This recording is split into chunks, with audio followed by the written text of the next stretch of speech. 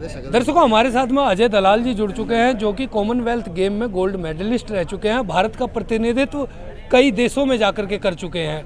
हम इनसे भी जानेंगे कि आज जो ये अग्निपथ योजना आई हुई है, ये अग्निपथ योजना भारत के युवाओं के लिए किस प्रकार कारगर है या नाकारा साबित हो रही है। नमस्कार सबसे पहले, और जैसे कि आप लोगों को पता है, ये जो अग्निपथ एक योजना दी गई है, ये हमारे युवाओं को सिर्फ और सिर्फ गुमराह करने की एक पॉलिसी है। जी। आप एक छोटी सी बात है, 17 साल का बच्चा जॉब में जाएगा, फौज में जाएगा, चलो अच्छी बात है, मैं टोटल एग्री करता हूँ आपकी बात पे। जाइए 4 साल बाद आप उसको नौकरी से निकाल देंगे। आप कहते हैं कि उसमें से 25% को हम नौकरी पे वहाँ परमानेंट रखेंगे, तो और 75% को आप बाहर भेज दोगे। जी। आप 75% को अंदर कर लीजिए, 25 को बाहर भेज दीजिए। जी। तो भी एक इंसान को समझ में आता है, चलो हमारा फ्यूचर कहीं फ्यूचर है। जी, वो इंसान पढ़ता है, लिखता है या किसी भी अपने प्रोफेशन में जाता है, जो उसका प्रोफेशन है, सब एक चीज़ सोचते हैं कि सबसे पहले हमारा जो भविष्य है वो सिक्योर हो। जी।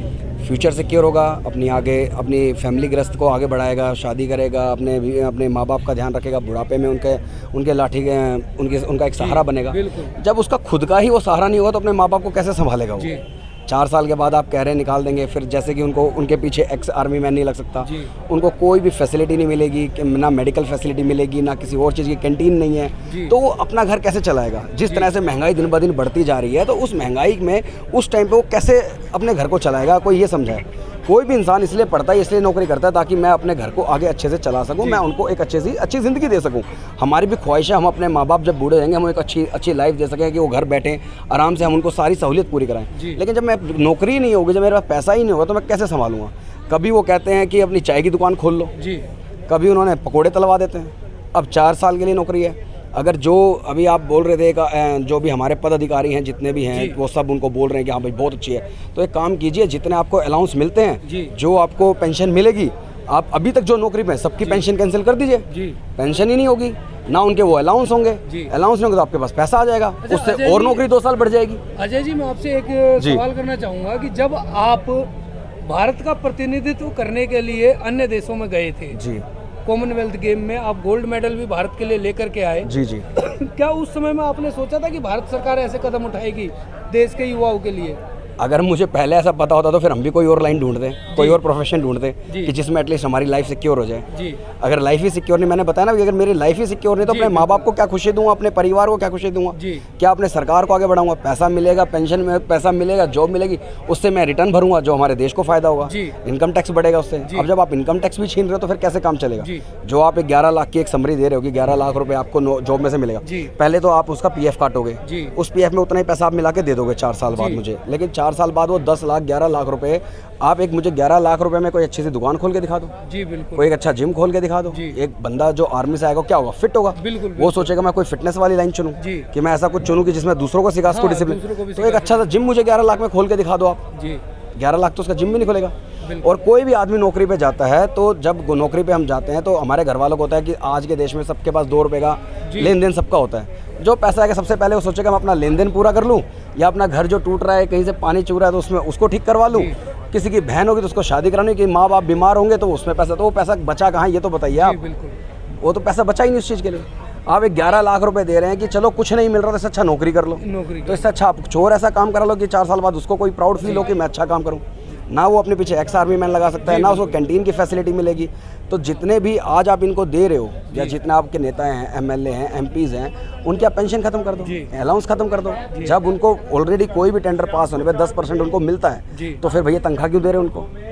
आप सरकार में हो, सबसे पहले आप अपनी सरकार से दिखाओ, आप अपने मंत्रियों की, आप अपने नेताओं की सबकी सैलरी खत्म कर दो। आप खत्म कर दो, आपके पास पैसा आ जाएगा। उस फंड से 50 नौजवान की नौकरी और लगेगी, और 2 साल चलेगी वो नौकरी। तो सिंपल सी बात है। तो आप लॉजिक पे बात कीजिए ना। आप आने वाली जनरेशन की कमर तोड़ रहे हो। आप एक तरफ ये दिखा रहे हो कि जवान सैनिक फौज में होंगे, आप बिल्कुल होंगे, लेकिन 4 साल बाद जब वो नौकरी से वापस आएंगे तब उनका क्या फ्यूचर है। 17 साल का लड़का 12वीं में होता है। सर, अगर 4 साल के लिए नौकरी देते हैं तो उसमें 4 साल में उनकी मेंटलिटी क्या होगी, वो तो ये सोचेंगे। तो मैं यही तो बता रहा हूँ ना कि 4 साल में 17 साल की उम्र में आप नौकरी दे रहे हो। 17 साल का लड़का 12वीं पास करता है। 12वीं पास करने के बाद आपकी ग्रेजुएशन की डेट जो उसकी होगी वो निकल गई वहाँ से। अब वो वापस आने के बाद ग्रेजुएशन करेगा। जब वो ग्रेजुएशन करेगा, अब जो सरकारी और नौकरी है तब तक उसकी उम्र निकल गई। अब उसका क्या करोगे जी? अब वहाँ क्या करोगे आप? वहाँ क्या आपका प्लान है?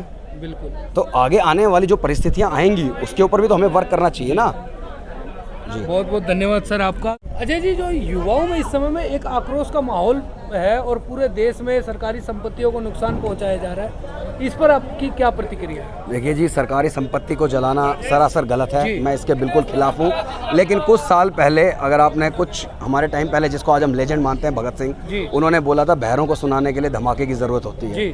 तो आप इसको उस चीज़ से भी जोड़ के देख सकते हैं, क्योंकि जो बहरी सरकार है वो सुनने को राजी नहीं है, वो आपका फ्यूचर नहीं कर रहे, वो डिसीजन ऐसे ला रहे हैं ताकि आप कुछ बोल नहीं सकते। बोलते हैं तो ईडी सिर पे खड़ी आती है, सीबीआई आ जाती है, पुलिस आ जाती है। तो एक जो आम आदमी है, कार्यकर्ता, वो क्या करेगा? एक आम आदमी क्या करेगा? अपना घर ना चलाए। तो इसको तानाशाही नहीं कहेंगे तो और क्या कहेंगे? कुछ साल पहले उनको भी आतंकवादी बोला गया था जब उन्होंने असेंबली में बम फोड़ा था। और अगर आज का नौजवान वही करता है तो वो उपद्र हो गए, उनको नौकरी नहीं मिलेगी। तो जो अंग्रेज कर रहे थे वही आप कर रहे हो। आप में और उनमें फ़र्क क्या है? क्या लेकर आए हो आप नया? आप कोई नौकरी नहीं दे पा रहे हो। कभी आप कहते हो पकोड़े तल लो, कभी आप कहते हो कि चाय की दुकान खोल लो, और कभी आप ये कहते हैं कि हाँ भाई चलो 4 साल की नौकरी ले लो। क्यों? अब जितने भी नौजवान हैं, 4 साल की नौकरी के बाद कोई फ़ायदा नहीं है, कोई फ्यूचर नहीं उसका। तो दर्शकों, ये थे अजय दलाल जी, और इन्होंने देश का जब प्रतिनिधित्व किया था उस समय भी इन्होंने नहीं सोचा था कि आने वाला फ्यूचर हमारा ऐसा होगा। इसी कड़ी में कैमरा पर्सन सुशील कुमार के साथ मैं Chandan Kumar Jha, express news India, Delhi.